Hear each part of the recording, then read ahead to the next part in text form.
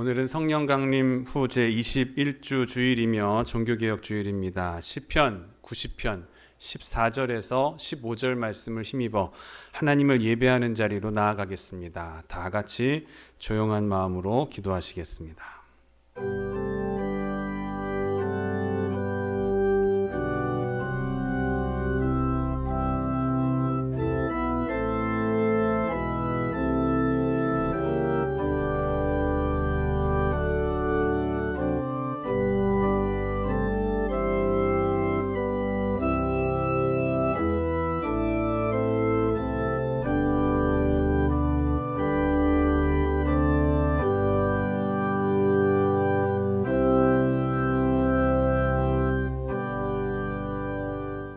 아침에 주의 인자하심이 우리를 만족하게 하사 우리를 일생 동안 즐겁고 기쁘게 하소서. 우리를 괴롭게 하신 날수대로와 우리가 화를 당한 연수대로 우리를 기쁘게 하소서. 아멘. 다 같이 자리에서 일어나셔서 찬송가 26장 함께 찬송하시겠습니다.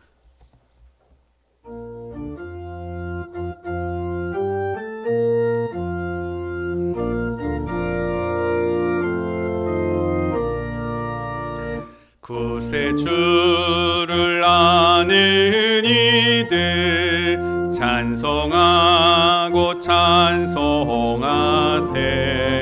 마음과 뜻과 힘 다하여 경배드리세. 주를 알지 못한 이들 주가 친히 인도하사 그의 피로 구속하니 찬송 부르세. 약한 사람 도움받아 시험 중에 참게 되니 모든 죄를 이길 믿음뿐이라. 진리 되신 우리 주는 영원토록 변함없네. 성도들아 주를 믿어 길이 섬기세.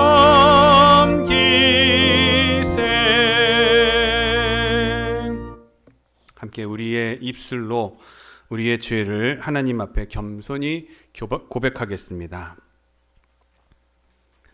주님, 우리가 영원히 추구해야 할 가치와 길이 되신 주님의 이름을 찬양합니다. 주님께서는 공중 나는 새와 들에 핀 꽃 한 송이도 돌보시고 입히신다 말씀하시며 아무것도 염려하지 말라 하셨습니다. 그러나 주님, 우리는 더 좋은 먹을 것과 입을 것과 누릴 것에 욕심내며 살아왔습니다. 물질적으로는 풍요롭지만 정신적으로는 궁핍해졌습니다. 진정한 만족과 기쁨이 없습니다. 주님, 우리를 불쌍히 여겨 주옵소서. 들꽃의 영성을 회복하게 하옵소서. 이미 주어진 것에 만족하며 감사하고 기뻐하며 살게 하옵소서. 아멘. 이 시간 하나님과 나만이 하는 죄를 고백하며 참회의 기도를 드립니다. 기도하시겠습니다.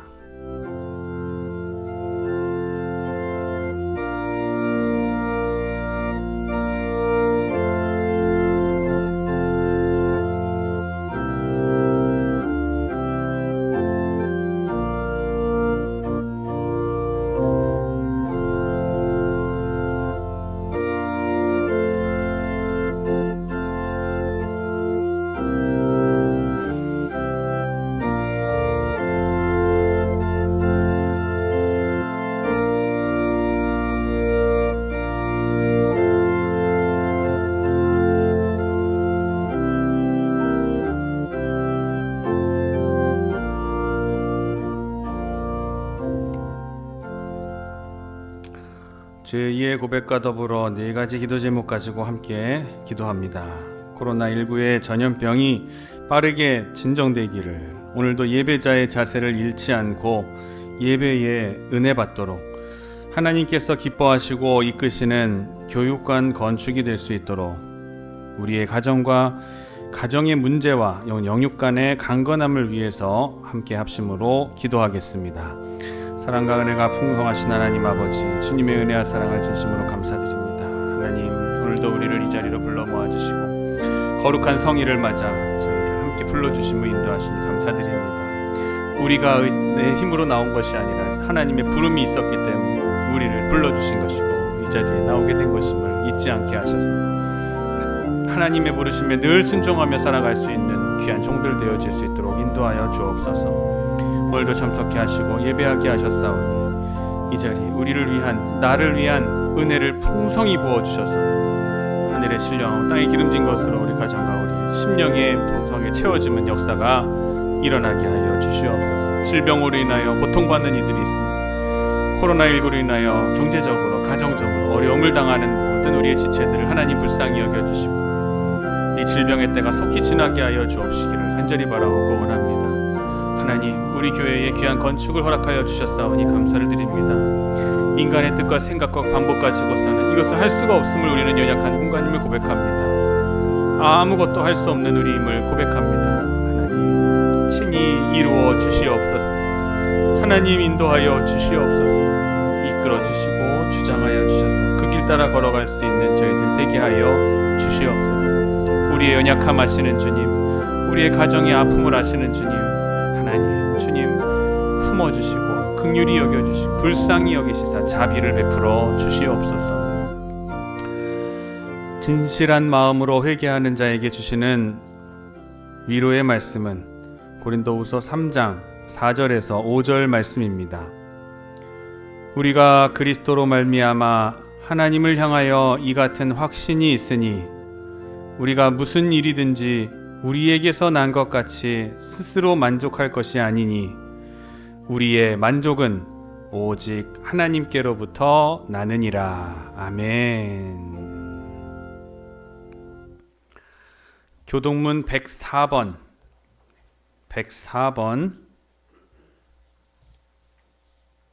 104번의 말씀을 함께 교독하시겠습니다. 나의 힘이신 여호와여, 내가 주를 사랑하나이다.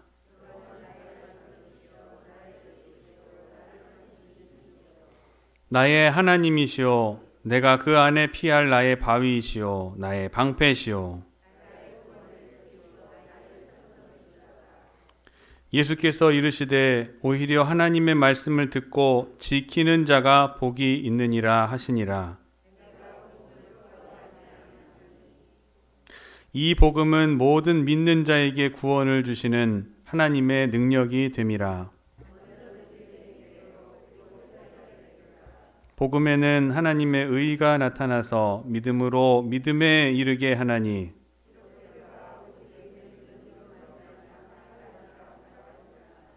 너희가 내 말에 거하면 참으로 내 제자가 되고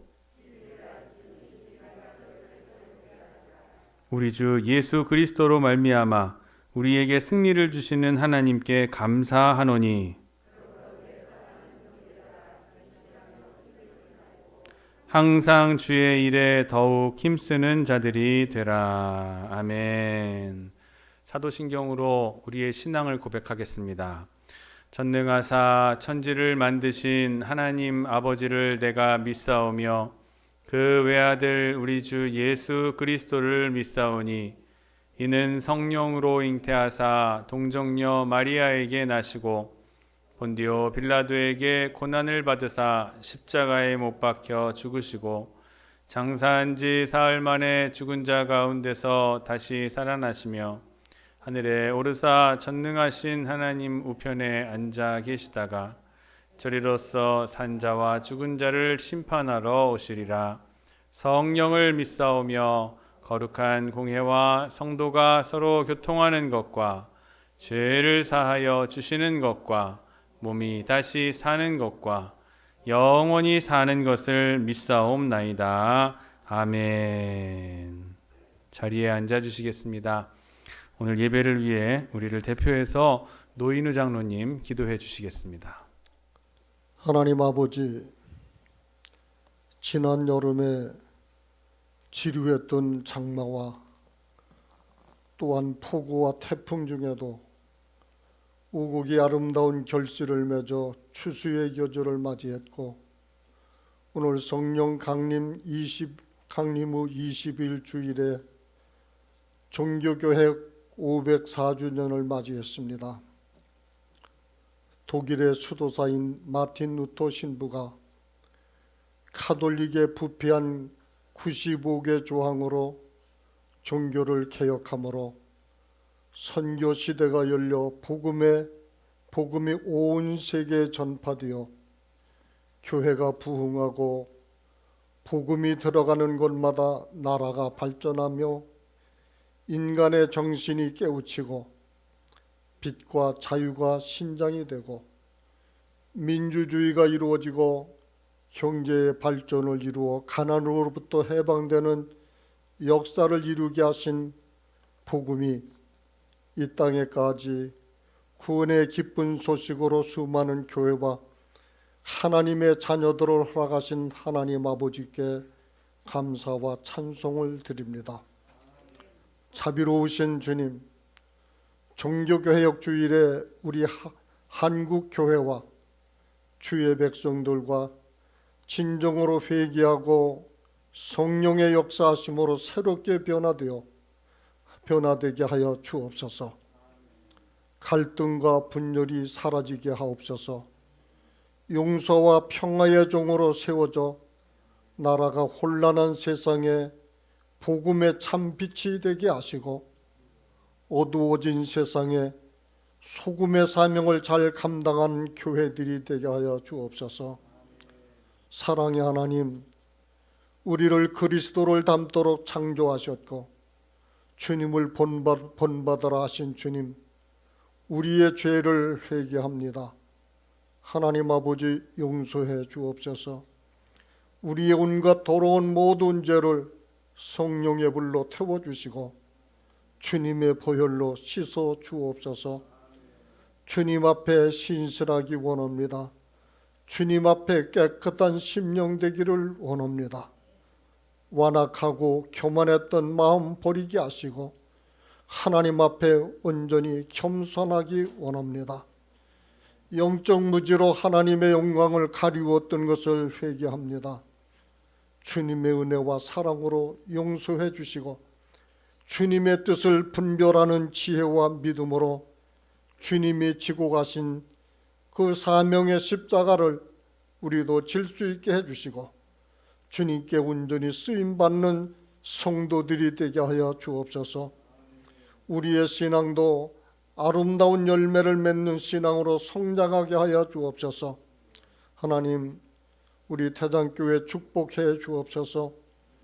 믿음으로 하나가 되게 하시고 하나님의 아름다운 사랑과 주님의 사랑으로 서로 사랑하며 배려하며 섬겨주는 교회가 되게 하시며 하나님의 크신 은혜와 사랑이 풍성한 교회 되게 하시고 또 교회가 계획하며 기도하는 이들로 하나님의 뜻을 이루어서 하나님 심령이 살고 가정이 회복되고 교회가 부흥하며 성장하게 하여 주옵소서.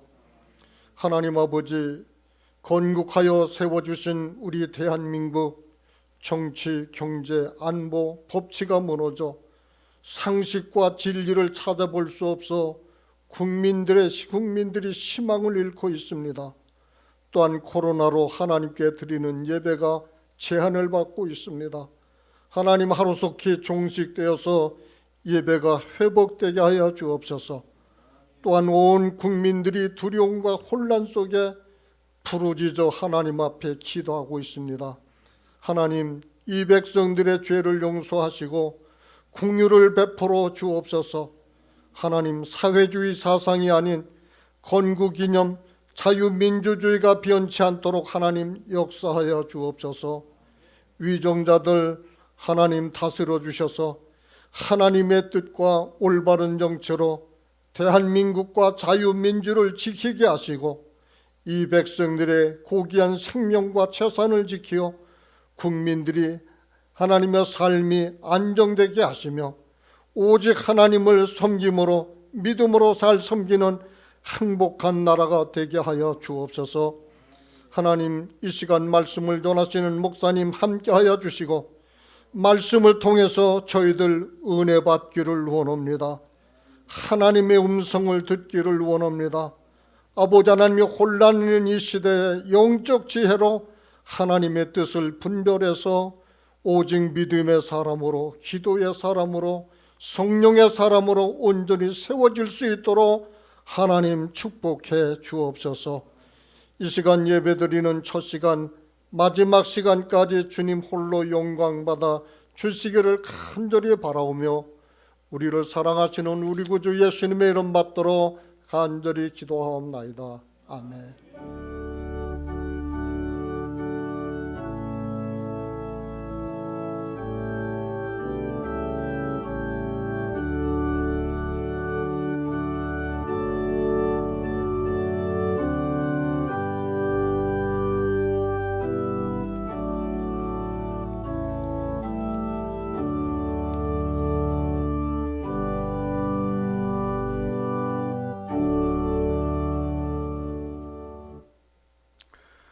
오늘 우리에게 주시는 하나님의 말씀은 누가복음 3장 1절에서 6절까지의 말씀 함께 봉독하시겠습니다.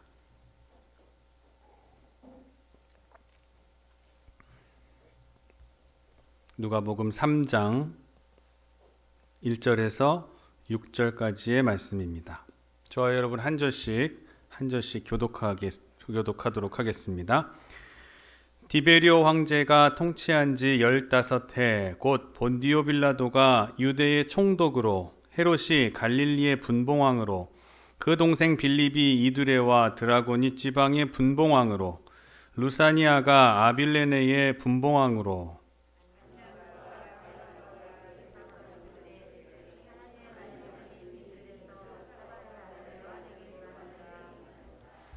요한이 요단강 부근 각처에서 와서 죄사함을 받게 하는 회개의 세례를 전파하니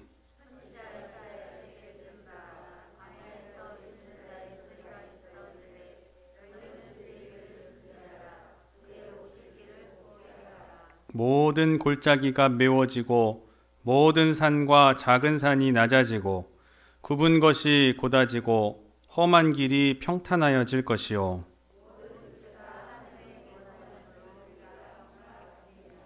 아멘.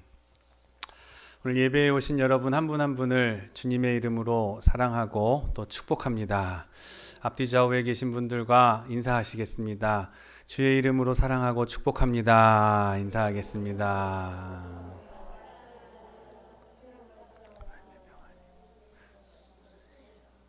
아멘.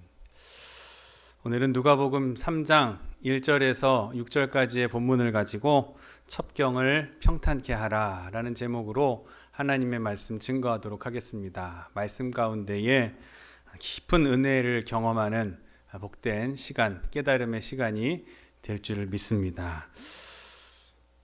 람보르기니라는 자동차 회사가 있습니다. 이 회사에서 나온 아벤타도르라는 자동차가 있습니다. 흔히들 슈퍼카라고 얘기하고 부르는 차입니다.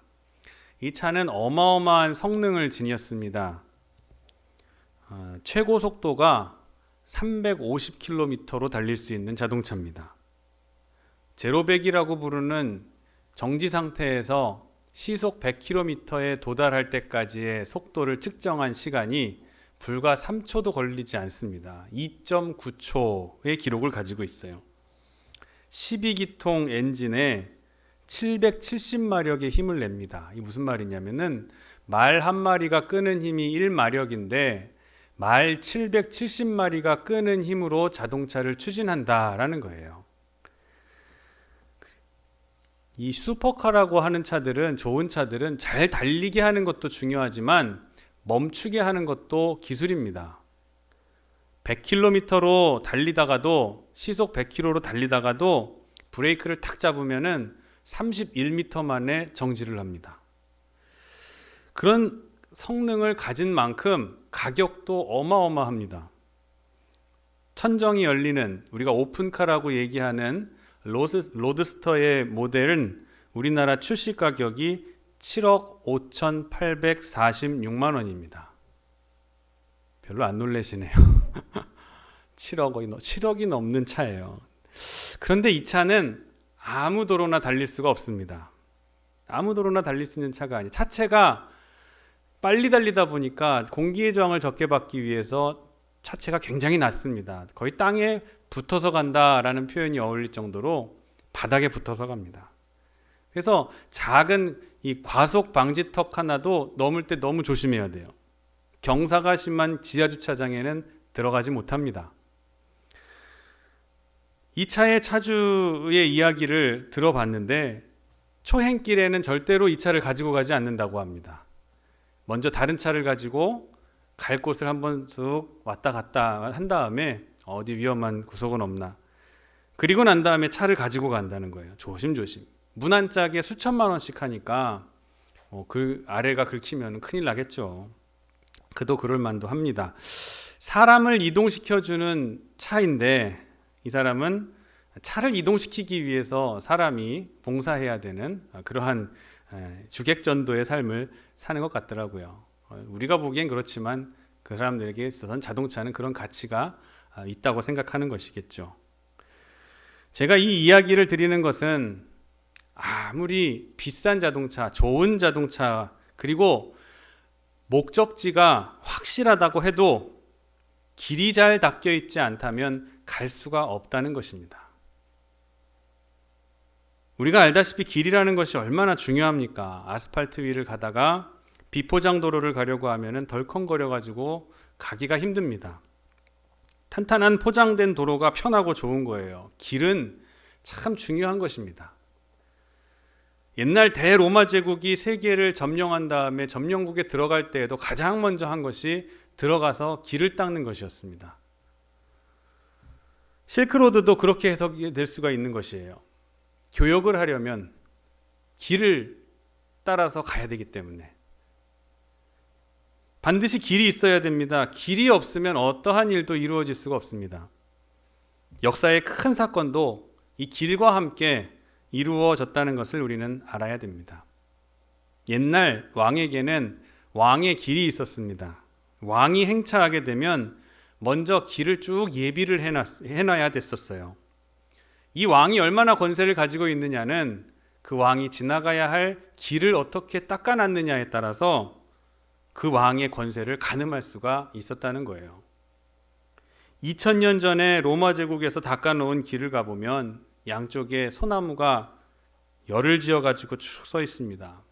노면도 지금의 아스팔트처럼 매끈하지는 않지만 돌을 깎아가지고 큰 돌을 깎아가지고 쭉 늘어놓아 바닥을 깔아 놓았습니다. 얼마나 튼튼하게 잘 닦아놨는지 지금까지도 그 길을 사용할 수 있을 정도라는 거예요.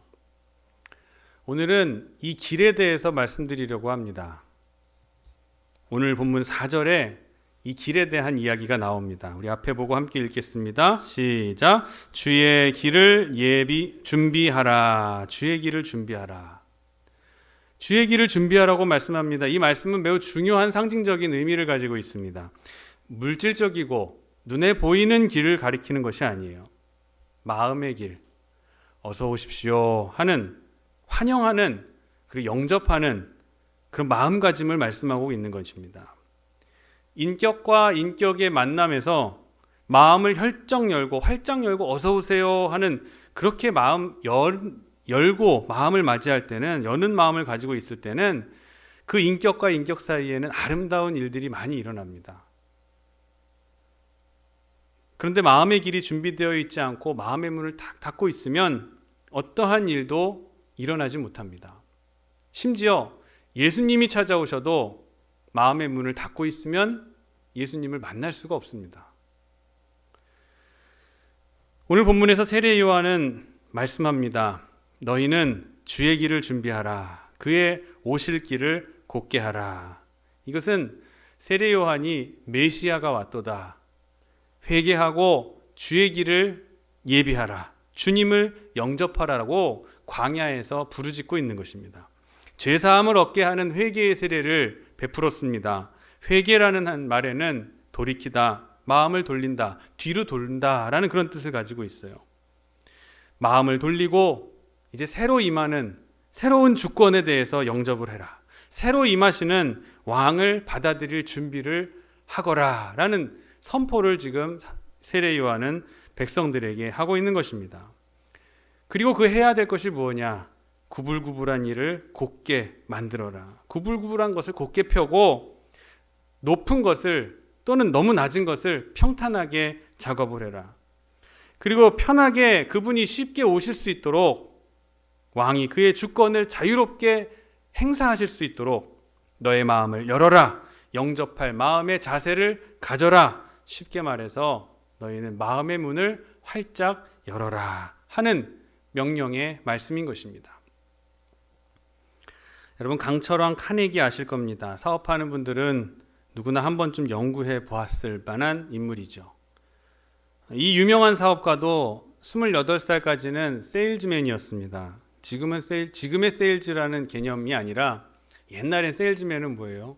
보따리 들고 다니면서 가가호 문도 들여서 필요한 물건 있습니까? 제가 이런 물건 있어요. 방에 다 펼쳐놓고선 이거 얼마예요? 해서 필요한 물건 사고 또 다음 집으로 이동하고 이런 일이 옛날 세일즈였습니다. 그렇게 생계를 꾸려나가는 보따리 장수였는데 가끔 필요해서 갖고 왔던 물건이 마침 그 집에 없던 물건이라서 구입하면 환대받을 수가 있지만 그건 가끔이죠. 대부분의 경우는 문전박대 당하기도 하고 사람들이 귀찮아서 문을 열어주지도 않기도 합니다. 말을 섞지 않습니다. 그래서 이 카네기는 생각을 합니다. 내가 사람들을 귀찮게 하는 것은 아닌가? 내가 사람들을 괴롭게 하고 다니는 건 아닌가? 내가 이렇게 살아가서 되겠는가? 하는 자책감과 후회가 밀려왔습니다. 이렇게 시리에 빠질 때가 많았다고 해요. 그러다 어느 날 노인이 혼자 사시는 그런 집을 방문해서 응접실에 앉아 벽을 보았습니다. 그림 하나가 걸려져 있었어요. 썰물 때라서 물이 다 빠져나가고 넓은 해변의 모래 언덕 위에 낡은 배 한 척이 기대어 서 있는 그림이었습니다. 그 그림에서 강한 인상을 받았는데 더욱이 그 그림 밑에 적혀 있는 글귀에 카네기는 크게 감명을 받았다고 해요. 밀물대가 있음을 생각하라. 밀물대가 있음을 생각하라. 이 글귀에 카네기는 충격을 받고 다시 용기를 내었습니다. 그 배가 자기의 모습과 같았던 거예요. 지금은 물이 다 빠져나가서 모래 언덕에 힘없이 기대고 있지만 다시 언젠간 물이 들어올 때가 밀려오면은 그 배는 다시 띄울 수가 있는 것입니다. 카네기는 이 그림이 무척 마음에 들었어요. 그래서 농담 반 진담 반으로 그 노인에게 간청합니다. 죄송합니다. 노인장께서 세상을 떠나실 때에 저 그림을 제게 좀 주시지 않겠습니까? 했더니 그 노인이 그럴 테니까 주소나 적어주고 가라 이렇게 하더랍니다. 그리고 얼마 지나지 않아서 그 노인으로부터 그림을 전달받게 됩니다. 카네기는 평생 그 그림을 아주 소중하게 여겼습니다. 사업가로 성공한 다음에도 중요한 자리에다가 그 그림을 걸어놓고 젊은 후배들을 교육하였다고 합니다.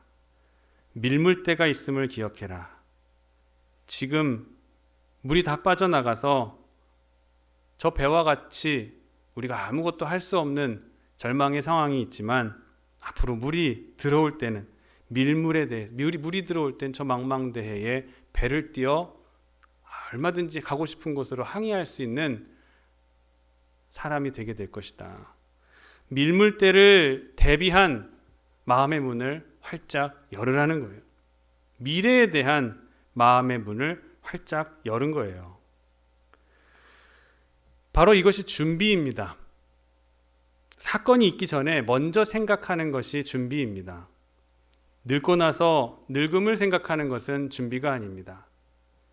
젊을 때에 늙을 때를 준비하는 것이 늙을 때를 생각하는 것이 준비이고 여름에 겨울을 생각하는 것이 준비입니다. 생각을 미리 하는 것이에요. 반드시 있을 일을 먼저 생각하고 그 미래에 먼저 들어가 사는 것입니다. 반드시 있을 일, 이것을 지혜라고 하고 세상에선 지혜라고 하고 믿는 우리는 믿음이라고 이야기를 합니다.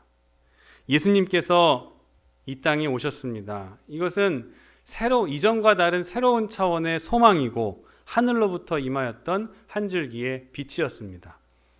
그러나 이 역사는 시끌벅적하지 않았습니다. 조용하게 베들레헴의 마국간에서부터 시작됐습니다. 아기가 태어났으니 자라게 될 것이고 그리고 새로운 장이 이제 나타나게 될 거예요. 메시아가 나타났으니 구원의 장이 열리게 될 것입니다. 우리는 앞을 바라볼 수 있어야 됩니다. 2000년 전 그 당시로 돌아가서 우리가 생각해 보면 팍스 로마나라고 그때를 표현합니다. 로마의 지배에 의한 평화. 로마가 무력으로 세계를 지배할 때죠. 그래서 세계는 공동묘지처럼 고요했습니다. 로마의 무력이 워낙 강하기 때문에 어느 민족도 로마에 대항할 수가 없었습니다. 찍소리도 못하고 있었어요. 억압에 의한 평화. 식민지, 지배자, 피해자의 입장에서 보면은 억압과 고통일 뿐입니다. 부자유, 약탈 가운데에 있었던 고요함이죠. 유대도 로마의 지배를 받고 있었습니다. 그 흔적을 오늘 본문 1절에서 볼 수가 있습니다. 바로 분봉왕이라는 직책이 나오죠. 이 직책은 로마가 점령지를 효율적으로 관리하기 위해 만든 직책입니다. 로마가 점령국의 힘을 분산하기 위해서 한 나라를 여러 개로 쪼개는 거예요. 이스라엘 땅을 여러 개로 쪼개서 그 곳에 각각의 다스리는 분봉 왕을 하나씩 세우는 겁니다. 한 나라인 유대라고 할지라도 이 분봉 왕에 의해서 나라가 갈려지고 서로가 섬겨야 될 지도자가 달라지는 겁니다. 그럼 나라가 어떻게 되겠어요? 사분오열되게 되는 겁니다. 그리고 대제사장이라는 직책, 유대의 대표적인 특징이죠.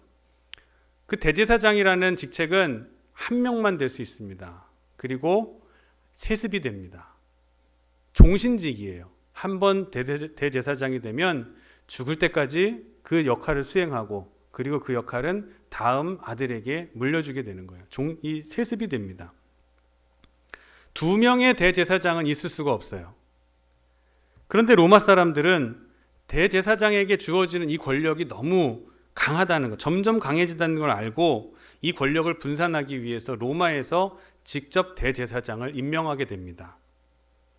역사가들에 따르면은 주전 37년부터 주 26년까지 63년 동안 총 28명의 대제사장이 교체되었습니다. 되었다고 기록이 되어 있어요. 그러니까 종교계가 어땠겠어요? 타락할 수밖에 없었습니다. 로마의 눈에 잘 들고 아첨을 잘하고 아부 잘하는 자들은 그래야 대제사장에 오를 수 있기 때문에 종교계가 타락할 수밖에 없었던 거예요. 오늘 본문에 대제사장의 이름 안나스가 나옵니다.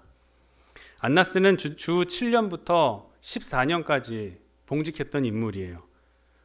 그러다가 예수님이 돌아가시기 전에 안나스에서 그 안나스의 사위인 가야바로 대제사장이 임무가 옮겨지게 됩니다. 바뀌게 돼요. 사위가 대제사장이 됐으니 사실 이 장인이 실제적인 실세였던 거예요. 실제적으로 표면상으로는 가야바가 대제사장으로 세워졌는데 실제로 영향력을 행사하는 것은 안나스였던 거예요. 어떻게 알 수 있느냐?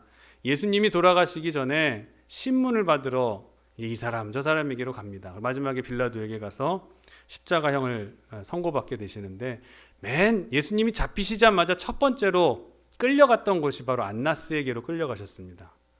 그때 당시 대제사장도 아니었는데도 불구하고 대제사장에게로 지금 대제사장이 2명이 되는 거죠.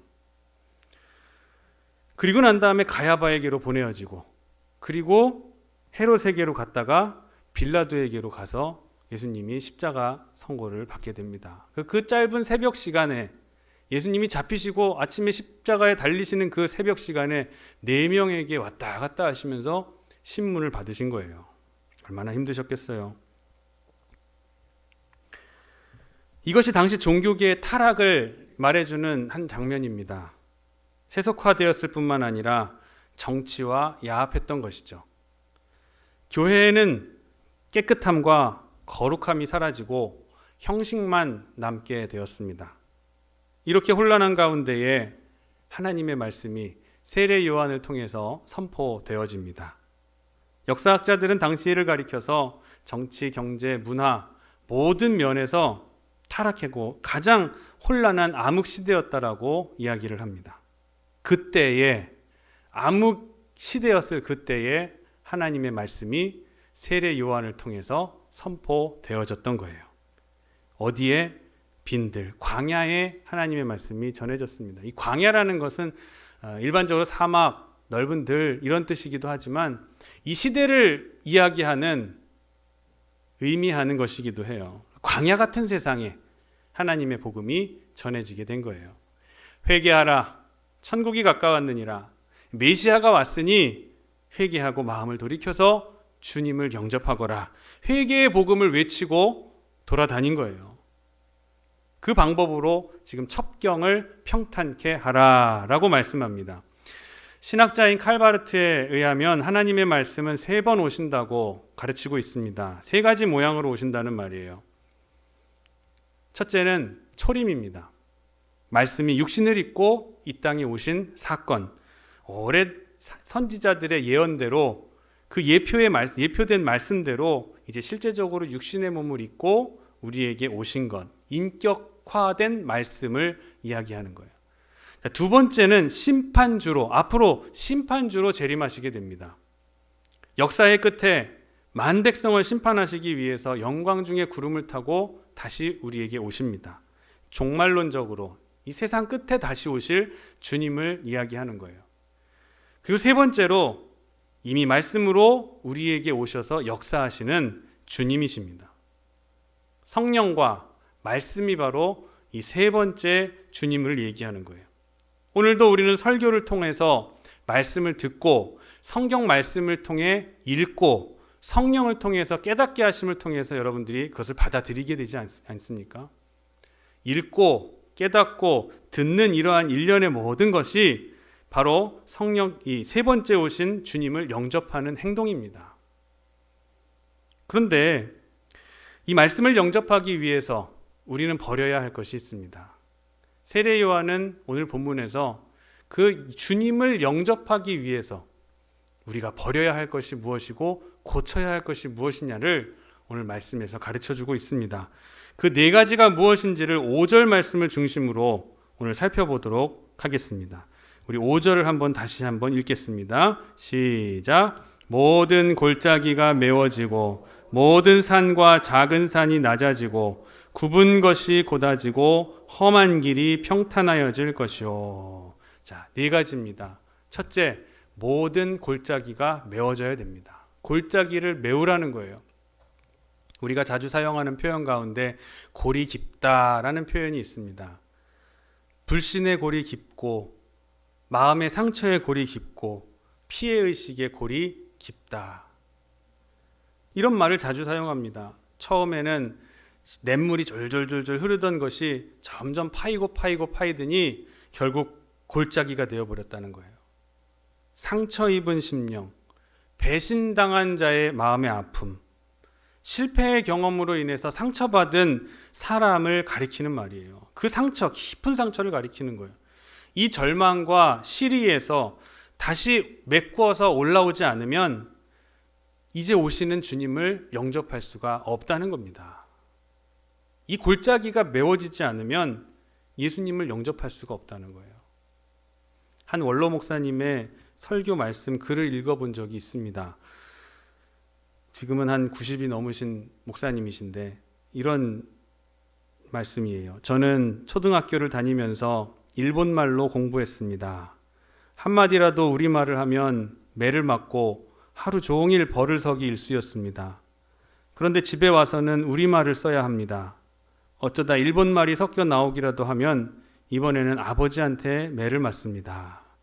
학교에서는 한국말 쓰면 혼나고, 집에서는 일본말 쓰면 혼나고, 이래도 혼나고 저래도 혼나는, 집에서도 학교에서도 이래저래 맞기만 했습니다. 또한 신사참배를 강요하는 등 강압적인 일이 많았습니다. 그래서 저는 일본에 대한 적대감의 골이 아주 깊습니다. 일본에 가는 것조차 기분이 좋지 않습니다. 일본 목사님을 만나는 것도 싫습니다. 참 큰일이지요. 사실 하자고 들면 일본말을 쉽게 배울 수 있는 사람이 저입니다. 초등학교 때부터 배워서 귀에 익습니다만 일부러 안 배웁니다. 이것이 무슨 심사이겠습니까? 골이 너무 깊어서 그렇습니다. 어려서 받은 상처가 너무나 크기에 좋은 마음을 가지기가 어려운 것입니다. 이 골이 메꾸어져야 합니다. 골이 메꾸어져야 되는 거예요. 어찌 해야 될까요? 개인적이든 사회적이든 국가적이든 민족적이든 더 이상 과거를 묻지 말아야 됩니다. 그 깊은 골을 다시 떠올리지는 말아야 돼요. 시시비비 가리는 것이 뭐가 잘못된 일입니까? 이야기할 수 있어요. 하지만 시시비비를 가린다는 것은 결국 네 죄를 내가 알렸다 하려는 말을 들으려고 하는 것이고, 이렇게 되면 결국 잘못한 일을 정죄하게 됩니다. 정죄로 끝나버리고 말아요. 정죄는 곧 그 골을 더욱더 깊게 파버리는 격이 돼버리고 맙니다. 골을 메꿔야 되는데 시시비비를 가리는 것은 그 골을 더 파버리게 되는 거예요. 지난 이야기들을 자꾸 하려고 들면 주님을 영접할 수가 없습니다. 골이 더 깊어지고 맙니다. 예수님을 영접하려면 과거의 죄인된 모습에서 벗어나야 됩니다. 실패의 경험, 아픈 상처를 돌이켜서 이제는 계속 그것을 돌이키게 생각하게 되면은 절망하고 시리에 빠져서 낙담할 수밖에 없기 때문에 그래요. 그곳에는 참 평안이 있을 수가 없습니다. 우리는 새로운 희망으로, 소망으로, 새 마음으로 그 골을 메꾸어야만 새로 오시는 주님을 마음에 영접할 수가 있게 되는 것입니다. 두 번째로 산이 낮아져야 한다고 했습니다. 산은 교만, 자랑을 이야기합니다. 때로는 남 앞에서 명예니 칭찬이니 허세니 하는 것에 지나치게 신경을 쓰는 사람이 있는 것을 봅니다. 걸핏하면 족보 타령하는 분들도 있습니다. 뼈대 있는 집안이라고. 도대체 뼈대가 없어진 지가 언젠데 아직도 그런 말씀인지 모르겠습니다. 다 쓸데없는 소리예요. 나를 높이고 친척을 높이고 가문을 높이고 민족을 높이고 스스로를 높이고자 하는 마음이 있는 한 주님을 영접할 수가 없다는 거예요. 심지어 예수님을 믿으면서까지도 그 산을 헐어버리지 못해서 참 믿음에 살지 못하고 계신 분들이 많이 있습니다. 이 산들을 헐어서 깨끗하게 낮춰야 됩니다. 우리가 배운 지식 별 볼 일 없습니다. 가진 것이 뭐 그렇게 대단합니까? 어떻게 해서든지 나를 높이고자 하는 마음은 버려야 됩니다. 가만히 보면은 높이다가 장래까지 높이는 사람들이 있어요. 장래를 집례하다 보면 여러 모습들을 봅니다. 많은 분들이 장례를 참여하시면서 오해하는 부분들이 있습니다. 장례는 돌아가신 분을 기념하고 높이려는 것이 아니에요. 돌아가신 분을 높이려고 하는 것이 아니라 남겨진 이들, 산자들에게 소망을 주기 위해서, 산 사람들에게 회복을 주기 위해서 올바른 소망이 무엇이냐, 예수 그리스도라는 것을 심어주기 위해서 장례를 치르는 것이 기독교적인 올바른 장례의 이해입니다. 왜냐하면 마가복음 12장 27절 말씀에 나는 산자의 하나님이요 죽은 자의 하나님이 아니라고 하셨기 때문에 그래요. 그러므로 이제는 높일 것이 없는 거예요. 여러분의 높이고자 했던 것, 높은 산들로 세워져 있는 것들을 다 무너뜨리시기를 바랍니다. 그래야 예수님을 영접할 수가 있어요. 내가 얼마나 겸손한가, 나를 진정으로 내가 비우고 살아가는가, 그것만 생각하시기를 바랍니다. 마음속에 고민이 남아있다면 아직도 내가 내 산을 허물지 못해서 그런 거예요. 아직도 내 속에 산이 남아있기 때문에 그런 겁니다. 큰 산은 무너졌을지는 모르지만, 내가 예수 믿고 큰 산은 무너뜨렸다고 생각할지는 모르지만, 아직도 남아있는 야산 같은 것, 언덕 같은 게 아직도 있기 때문에 나를 주장하고 있는 거예요. 그것 때문에 스스로 괴로워하고 있는 겁니다. 다 헐어버리시기를 바랍니다. 깨끗이 헐어버리고 겸손한 자리에 들어설 때에 비로소 인간다운 인간이 되고 크리스천다운, 그리스도인다운 그리스도인이 될 수 있는 것입니다. 세 번째로 굽은 것을 곧게 하라 하였습니다. 사람은 왜곡되고 삐뚤어진 심리가 있습니다. 간혹 방송이나 신문 볼 때 글 쓰는 분들 가운데에 이런 사건이 있는 그대로 초점을 보지 못하고 엉뚱한 곳에다가 초점을 맞추는 삐뚤어 상황을 보는 그런 분들이 있어요. 부정적인 시각으로만 늘 보는 것이죠. 안 되는 위주로만 보는 거예요. 어떤 사건이든 삐뚤어만 봅니다. 어떤 상처를 받고 어떤 마음의 상처가 언제 받았는지는 모르겠으나 만사를 부정적이고 어둡게만 바라봅니다. 스스로도 못할 짓인 거예요. 얼마나 큰 병에 걸려 있는지 자기 자신도 잘 깨닫지 못하고 있는 겁니다. 평안도 없고 그리스도를 영접할 수도 없는 모습입니다. 모름지기 우리의 굳어진 마음, 굽어진 곳을 바로잡아야 해요. 굽은 생각, 고정관념, 편견, 나의 경험, 이런 것을 다 바로 잡으시기를 바랍니다. 그래야 예수님을 모실 수가 있게 돼요. 네 번째로 험한 길을 평탄케 하라고 했습니다. 험한 길, 이것은 거친 마음이에요. 반항적이고 폭력적이고 황폐해져 버리는 마음, 상처 주는 마음, 상처 입은 흔적을 이제는 깨끗이 지워버리시기를 원합니다. 과거로부터는 완전히 벗어나서 이제 새 마음으로 예수님을 영접해 가시기를 바랍니다. 지금 이대로는 예수님을 영접 못해요. 골이 깊어져 있고 산은 높아져 있고 길은 굽어져 있고 길이 있긴 있는데 험해서 가지 못하는 길인 거예요. 그게 우리의 마음이어서 이게 해결돼야 주님을 내 안에 모실 수 있게 되는 것입니다. 그게 신앙생활하고 그리스도인이라고 불리는 기독교인들이 가져야 될 마음의 자세라는 거예요. 말씀을 맺겠습니다. 여러분은 어떠한 마음가짐을 가지고 계십니까? 골을 메꾸시기 바랍니다. 산을 깎아서 낮추시기를 바랍니다. 굽은 것을 곧게 피시고 험한 길을 잘 닦으시기를 바라요. 그리고 우리 주님과 함께 그 주님이 오실 길을 성령님과 함께 동행하시면서 그 주님이 오실 길을 여러분의 마음의 길을 예비하시고 마음의 문을 활짝 여세요. 마음의 첩경을 곧게 하시고 평탄케 하시면 예수님의 빛 되신 우리의 예수님이 여러분의 마음 가운데 몸 가운데 오셔서 여러분을 발광 반짝반짝 빛나게 하실 거예요. 내가 스스로 빛을 가지고 나를 밝힐 수는 없습니다. 어떤 사람 이 산을 가지고 나를 비추고 어떤 건 나의 능력으로 나를 비추려고 하지만 다 헛된 일인 거예요. 빛 대신 주님께서 우리 안에 들어오시면 우리는 자연스럽게 빛된 삶으로 살아갈 수 있게 되는 것입니다. 오늘 이 말씀 잘 기억하시고 깊은 우리에게 깨달음을 주는 말씀입니다.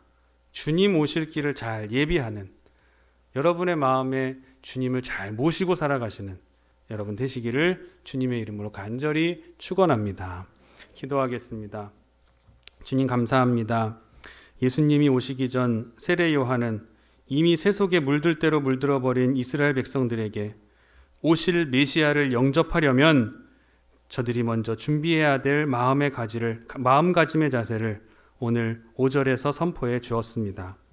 모든 골짜기가 메워지고 모든 산과 작은 산이 낮아지고 굽은 것이 곧아지고 험한 길이 평탄해져야 예수님을 모실 수 있다고 하였습니다. 아버지 하나님, 이러한 선포가 예배를 마치고 돌아가는 우리의 삶에도 그대로 적용되게 하여 주시옵소서. 그리하여 예수님의 길을 예비하고 그 첩경을 평탄케 한 자라는 칭찬과 더불어 하나님의 구원하심을 노래할 수 있는 성도로서 굳건히 세워가게 하여 주시옵소서. 감사드리며 거룩하신 예수 그리스도의 이름으로 간절히 기도하옵나이다. 아멘. 찬송가 50장 찬송하시면서 준비하신 예물 봉헌하시겠습니다.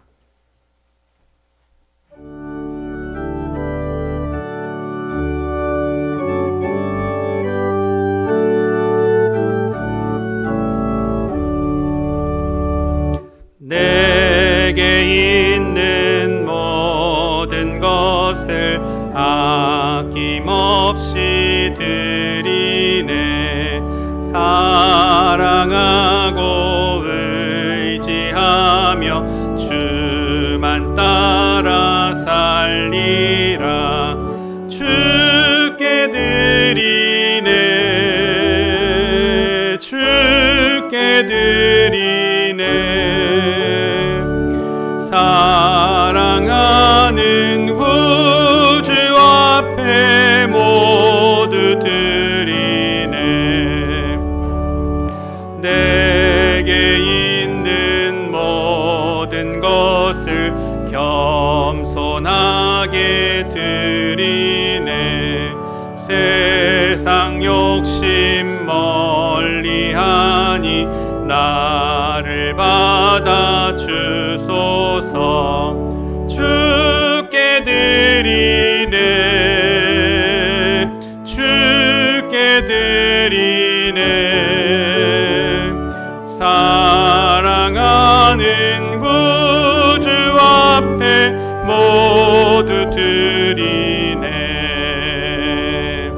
내게 있는 모든 것을 주를 위해 드리네. 주의 성령 충만하게 내게 내려 주소서. 주께 드리네.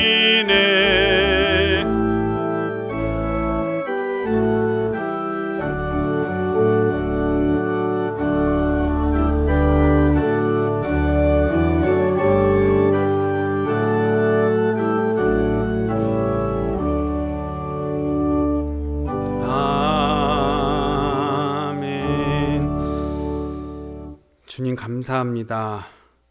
오늘 예배를 통해서 우리가 무엇을 중심으로 삼고 살아가야 할지를 깨닫게 하시니 감사드립니다. 우리는 주님을 중심으로 산다고 입을 고백하지만 우리 자신이 중심이 되어 늘 살아가고 살아왔습니다. 그러나 이제는 주님을 중심에 두고 살아가는 하나님의 사람이 되기를 다짐합니다.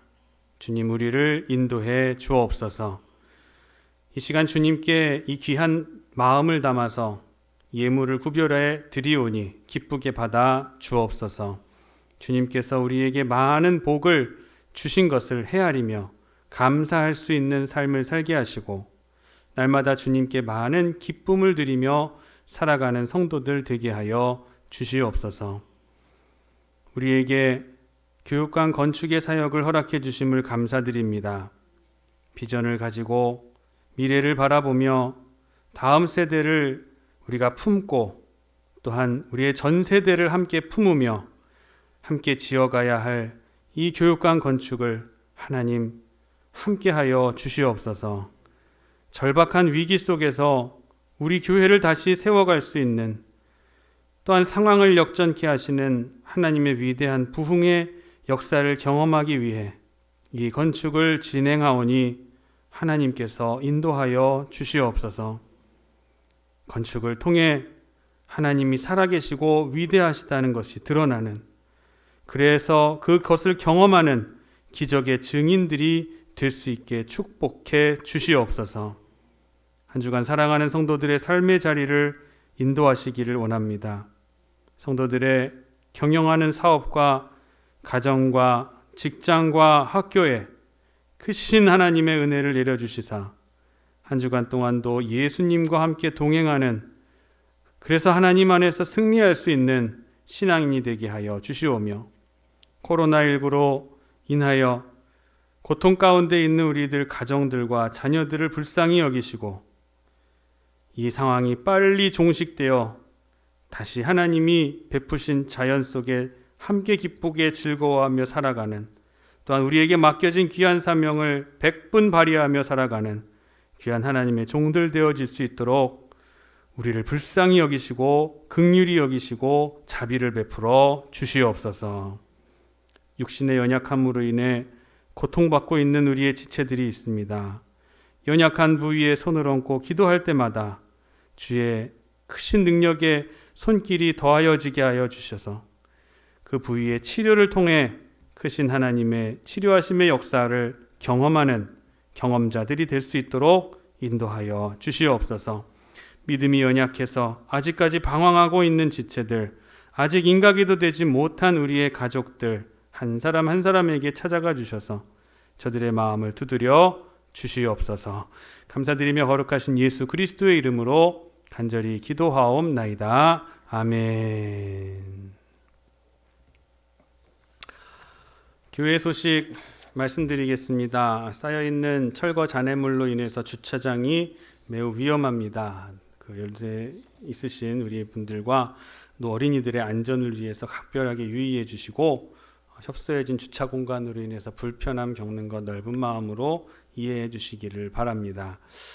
우리 태장교회는 포괄적 차별금지법 제정에 대해서 심각한 우려를 표합니다. 그리고 성경 읽기 계속해서 하고 있습니다. 전교인 지금 42독째입니다. 이번 여름에 몇 독을 했다, 몇 독을 했다 하시는 분들까지도 있었어요. 교회를 출석은 대면 예배를 드리지 못하지만 집에서 열심히 성경을 읽으신 분들도 많이 있더라고요. 참 저는 그 속에서 희망을 봅니다. 말씀의 큰 은혜를 얻기 위해서 개인 신앙 말씀 생활을 잘 해주시기를 바랍니다. 매일매일 읽을 분량을 성경 읽기표에 넣었으니 여러분 한 하루마다 매일매일 읽으시고, 또 그거 못하시는 분들은 보내드리는 말씀 묵상 내용 단 5분이라도 한번 깊이 읽어보시면서 개인 신앙의 경건 생활, 경건의 시간으로 삼으시기를 부탁드리겠습니다. 교우 소식입니다. 출산, 지난주에도 출산의 소식을 전해드렸는데 이번 주에도 또 출산 소식이 있습니다. 22일 지난 목요일 우리 반주자로 봉사하시는 양정현 선도님 가정에 아직 이름은 짓지 못했지만 아기가 태어났습니다. 출산을 했어요. 모두 축하해 주시고, 반면에 또 오는 이가 있으면 돌아가시는 분도 계십니다. 장례가 또 있었습니다. 박인혜 집사님 모친 어머니께서 돌아가셨어요. 금요일에 돌아가셨고, 오늘 발인이 되고 이제 아마 지금 진행이 되고 있을 것입니다. 위에서 기도해 주시고 위로해 주시고 또 관심 가져 주시기를 바랍니다. 마지막으로 교육자 수원 영통지방 교육자 수련회가 내일 모레 이틀간 진행이 됩니다. 새벽 예배 차량 운행이 제가 불가하기 때문에 화요일 날 새벽 예배 하루만 쉬도록 하겠습니다. 월요일은 정상적으로 드리고 화요일 하루만 새벽 예배를 쉬도록 하겠습니다. 가정에서 새벽 시간에 제단을 쌓아 주시기를 바랍니다. 다 같이 자리에서 그리고 마지막 광고 하나, 오늘 예배가 끝난 다음에 건축위원회 모임이 있도록 하겠습니다. 다 같이 자리에서 일어나셔서 찬송가 559장 찬송하신 후에 축도하심으로 오늘 예배 마치겠습니다.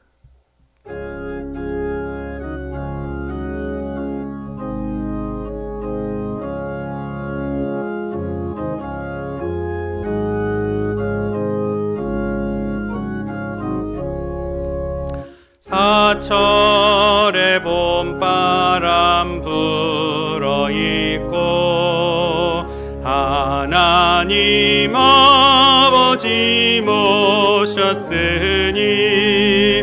믿음의 반석도 든든하다. 우리 집 즐거운 동산이라. 고마워라 임마누엘, 예수만 섬기는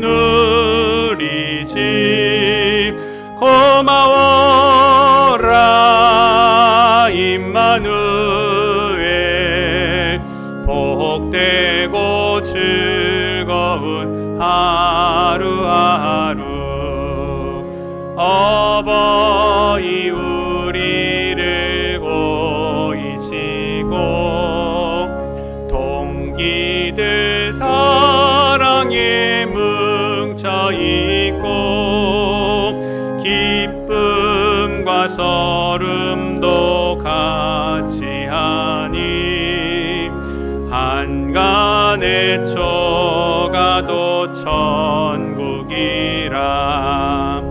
고마워라 임마누엘 예수만 섬기는 우리 집. 고마워라 임마누엘 복되고 즐거운 하루하루 아침과 저녁에 수고하여 다 같이 일하는 온 식구가 한 상에 둘러서 먹고 마셔 여기가 우리의 낙원이라. 고마워라 임마누엘 예수만 섬기는 우리 집. 고마워라 임마누엘 복되고 즐거운 하루하루. 지금은 우리를 죄에서 구원해 주신 우리 구주 예수 그리스도의 은혜와 그 아들을 우리에게 주시고 십자가와 부활을 통해서 큰 대속의 은혜를 베풀어 주신 아버지 하나님의 만극하신 사랑하심과 우리로 고난을 넘어서 부활의 신앙으로 살아갈 수 있게 도와주시는 보혜사 성령님의 감화, 감동, 역사, 내조, 충만, 교통, 인도하심이 모든 골짜기가 메워지고 모든 산과 작은 산이 낮아지고 굽은 것이 곧아지고 험한 길이 평탄하여질 것이라고 외쳤던 세례 요한의 외침이 곧 우리를 향한 말씀으로 받아들이고 이제 오실 예수님을 우리 마음속에 받아들이는 이 자세를 가지기를 다짐하고 결단하고 돌아가는 사랑하는 성도들의 머리머리 위에와 질병으로 인해 고생하고 육신과 영혼의 연약함이 치료받기를 원하는 우리 사랑하는 성도들, 경영하는 사업과 직장과 진로와 취직과 배우자와 태의 열매와 건강한 출산을 위해서 간절히 기도하는 모든 성도들의 가정과 또한 출산한 가정, 코로나19로 고통당하는 이 땅의 하나님의 교회와 믿음의 성도들 위해 지금으로부터 영원토록 함께 하시기를 간절히 축원하옵나이다. 아멘.